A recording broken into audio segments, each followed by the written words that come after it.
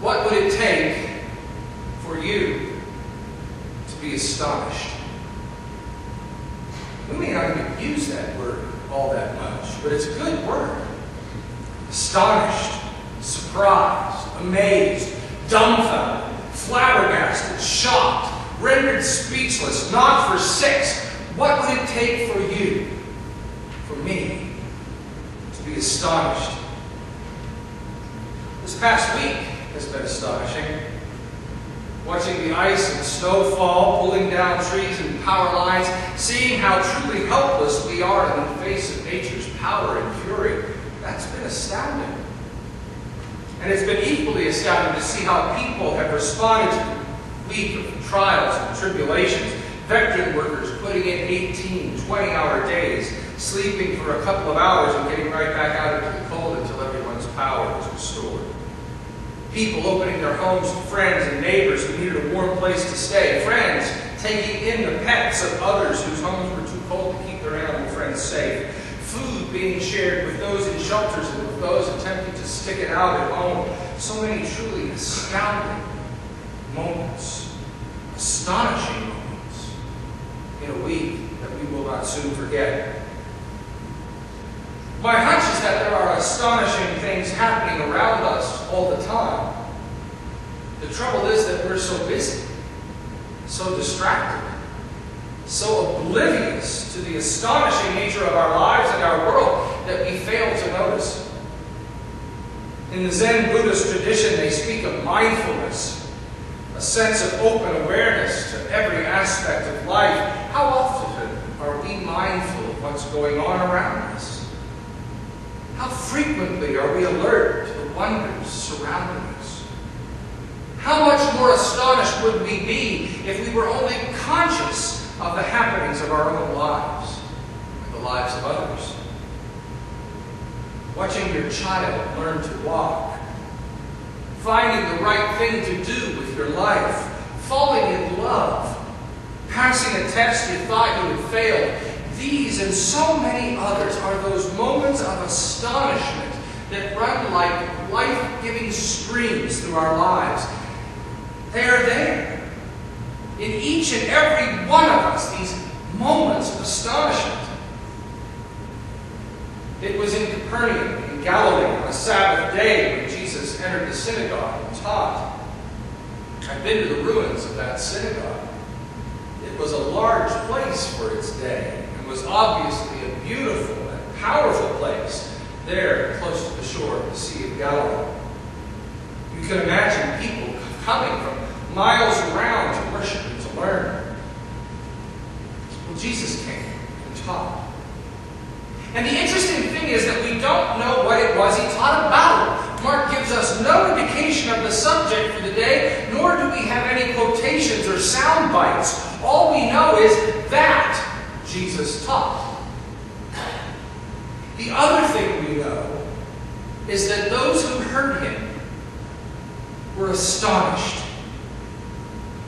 They had been gathering for years, listening to teachings, worshiping together, chanting the psalms, praying the prayers. Preachers had come and gone. But this young rabbi from Nazareth was different. When he spoke, the words seemed to come alive. His understanding of the ancient ways seemed brand new. This teaching from Jesus, whatever it was, had power, clout, confidence, certainty, conviction. Something that the people had not experienced before, and it left them astounded. We shouldn't be too terribly surprised. Wherever Jesus went, people were astonished. It wasn't only Jesus' words that seemed to bring wonder to people, it was also his presence. Over and over again in the Scriptures, we are reminded that sometimes it was simply the fact that Jesus was there that caused the astonishment. He ate with sinners. Astonishing. He conversed with women and children. Shocking. He hung around with rough and ignorant people. He challenged the political and religious authorities of the day. He He confused the wise and brought understanding to the simple beyond belief. One of my theology professors used to regularly remind us that Jesus is the clearest image of God we can ever hope to see. It is an astonishing claim, but it is the heart of our Christian faith. Jesus is the purest, clearest, most complete revelation of God we will ever receive in this life. That is an astonishing claim, but it is astonishingly true. One evening long ago in the 17th century, John Wesley, an Anglican priest and scholar, nearly had to be dragged to a meeting at Aldersgate Street in London. Wesley had led an exhausting life up to this point. He had journeyed to America and worked day and night for the good of others, preaching until he had no words left to say or energy to say them. At Aldersgate Street that evening, someone was reading from Luther's lecture on Paul's letter to the Romans. Bet you want to buy a ticket to that, huh?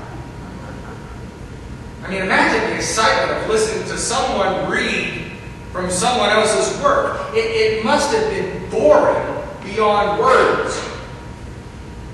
And yet that night, Wesley said he came to a belief that Christ died for my sins, even mine. And so was ignited the Wesleyan revival. It was a revival that was fed and fueled by John Wesley's astonishment that God's grace was for him, that Jesus Christ came to offer him that grace, and that life could be something new and better than it had been before. Wesley was astonished. Blaise Pascal was one of France's greatest minds, a great mathematician and philosopher. He spent much of his life thinking his way to God, but it got him nowhere. He spent his entire adult life trying to make sense of the Bible and its witness. Then late on the night of November the 23rd, 1654, Pascal wrote in his diary, "Fire! God of Abraham, God of Isaac, God of Jacob, not God of philosophers and the learned.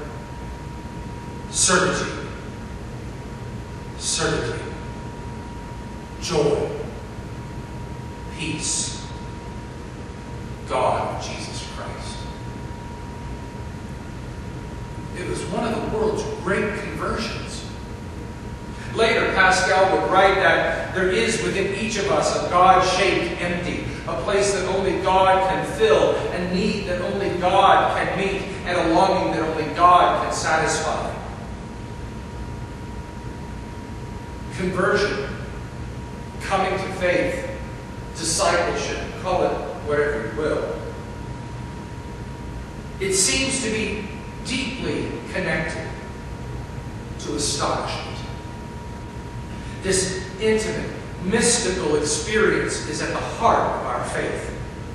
These moments of profound wonder change us, lead us to a deeper connection with God, enrich our walk on the path of discipleship.